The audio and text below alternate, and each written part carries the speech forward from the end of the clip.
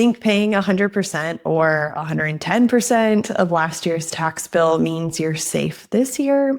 Maybe, but maybe not.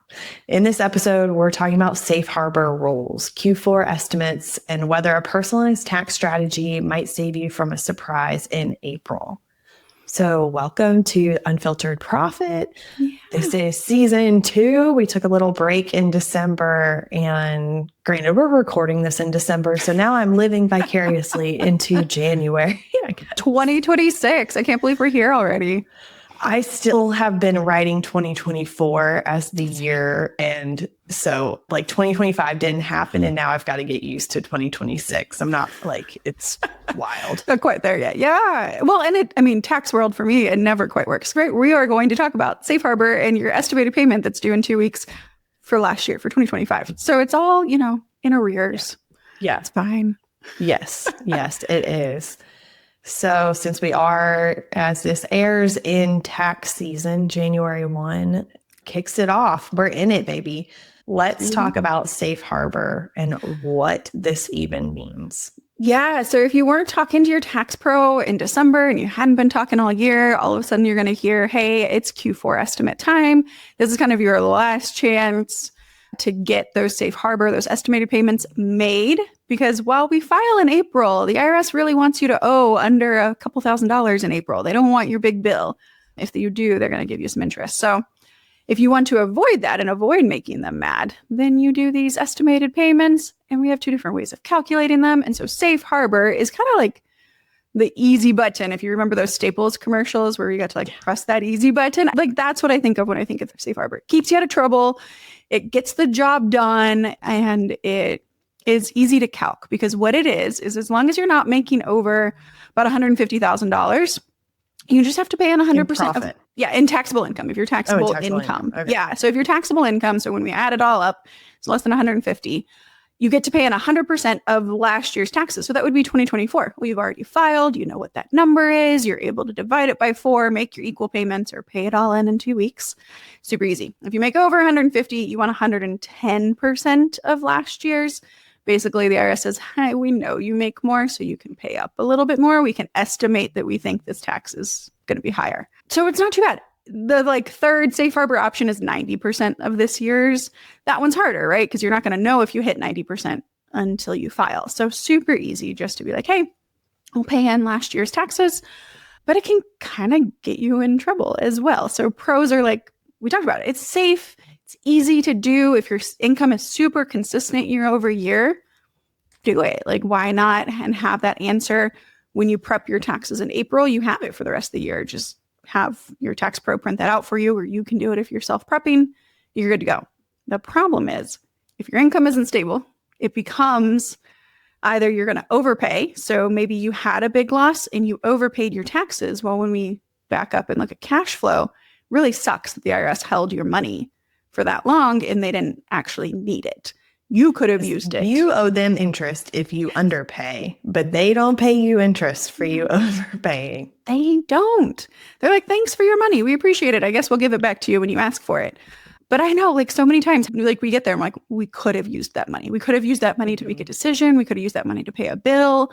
And now I paid interest because I didn't have the cash because I just sent it to the IRS, because the IRS becomes the boogeyman. Chances are, if business is down, which is what would result in you overpaying. So if business is down or your income is down from prior year, then you're overpaying the IRS, and you probably needed cash flow for whatever reason was resulting in a drop in income. Right. And it's just hard. And so then the other reverse, right? So if your income went way up, that's where we hear the complaints. I had a big surprise tax bill in April. I didn't know it was coming. I paid in estimates and I still owe a lot. Well, you probably, my guess is, paid in safe harbor estimates. Again, legally kept you in the clear, kept everyone happy. It did not keep you happy when you didn't know that that bill was coming in April. And so the taxes are still due and you have to pony up that money. So that flip side happens, that all of a sudden you made a lot and you weren't thinking about it during the year because you were making these safe harbor estimates. You thought all was fine. And suddenly you owe a 5-figure bill and you're like, I wasn't expecting that. Yep. People get very mad. They do. I would get very mad. Except we set aside tax and tax savings account. See, I'll our always talk first about that. episode. Yes. Yes. Yeah, and we are ready, but I mean, we're doing estimates real time for both of ourselves to make sure that we don't end up in that situation. But if you were enrolled in like a safe harbor plan with your tax accountant, or they gave you your vouchers and that's just what you followed and you never talked to them for the rest of the year, that's where you get stuck. And you can actually get stuck here with or without a business. We've seen folks get stock options they weren't expecting from their companies, bonuses that didn't quite withhold enough, they didn't factor in, or your spouse got a bonus and stock options, your business only went up a little, and suddenly you're in a new tax bracket and everything looks different. It's okay. Like, it feels better if you're prepared for it than if you're not. Yep. That's why what we prefer, what we were talking about, is that we do annualized estimates for ourselves. We offer that as a service to clients. I really stay away from a lot of the safe harbor because I think it just kind of gets you in these predicaments. But it means that every quarter when those payments are due, we're looking at what you actually made, talking to you, saying, hey, what do we think is going to happen? For our business, we're saying, what do we think is going to happen in the next few months? And then we're paying in a quarter of that, which means that sometimes it looks really pessimistic in April. And you're like, I don't think I'm going to make that much this year. So your estimate's lower. By June or September, suddenly things turn. Your estimates are going to go up, but at least it's also matching your cash flow. You should have been paid more if the year's going better, and you should have the cash to make those. And again, it works well too if your bonuses come in like March, April timeframe, that we can catch that early on, and you're not spending money that the IRS is going to come collect. Yes. There are definitely times where a safe harbor can make sense. Mm-hmm. For sure. I know a lot of times when we're talking to potential clients that are new to business, or they're not in a place where they can really cash flow a service of like personalized estimates, it is a lot more work on our part. We are getting updates from clients, mocking up a tax return, doing all of those parts of things. And so sometimes the best thing from a tax planning standpoint is to do safe harbor, and then maybe like mid-year check-in, end of year check-in, something like that, to kind of true it up. And all the while making sure you have a tax savings account where you've put a percentage aside. So regardless of whether you're making the estimate payments that would result in no tax owed or very little tax owed, you have the cash sitting there for whatever that April tax bill looks like. And so it can definitely make sense for clients, especially that are smaller. But when you start to have even seasonality in there, or any sort of ups and downs in business, if you're not super consistent, personalized estimates help a ton.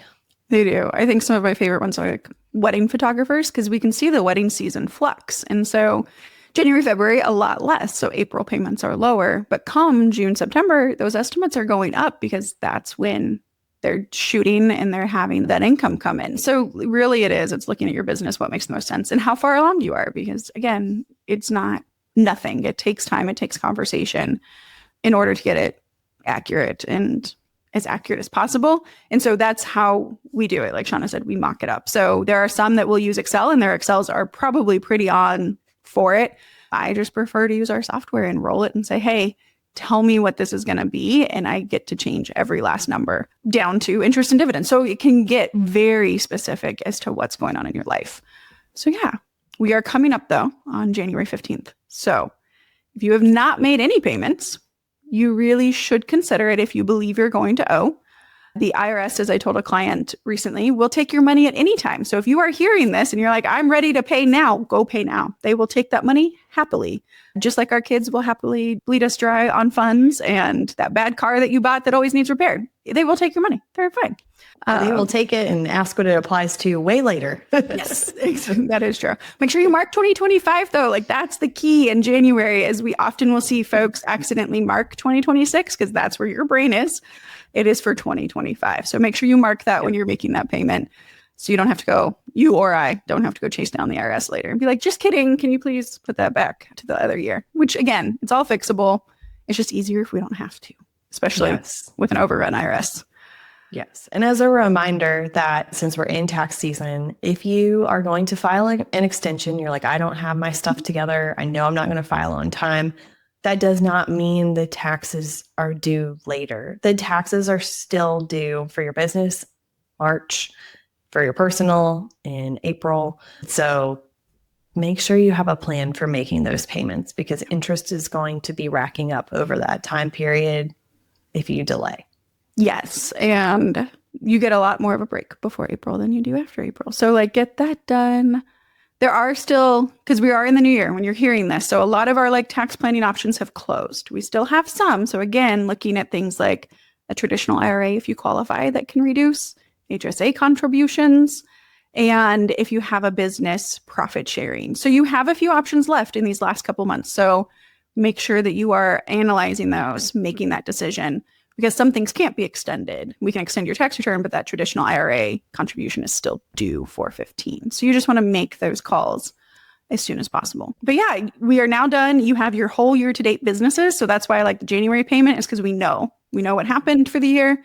We can really say like, hey, this is what the tax bill is going to be. If you're making your safe harbors, then please just remember to make that payment to the federal government. And if you're in a state, those are also generally due January 15th.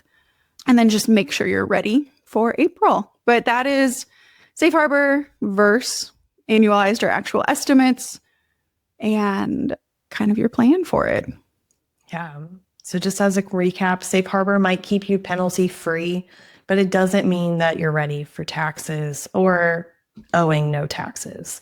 So if your business has changed in the past year, and especially as we're heading into 2026, get yourself ready. If you're like, I don't want to do this again. I know I'm going to have a tax bill for 2025, but I want 2026 to be clean. I want to pay very little tax come April 15th because I've paid it out through the year.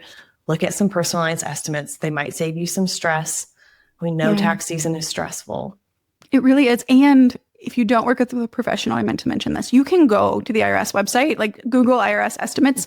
They have a calculator, so you can plug everything in there as well, and they will tell you. And you can even say, like, I want a $2,000 refund, and it will tell you. So you don't have to have a pro to do this. We just want you prepared for it, and you can use the IRS tools to save your butt if you need them to. Yes. Yes. So thanks, guys. We'll see you next time.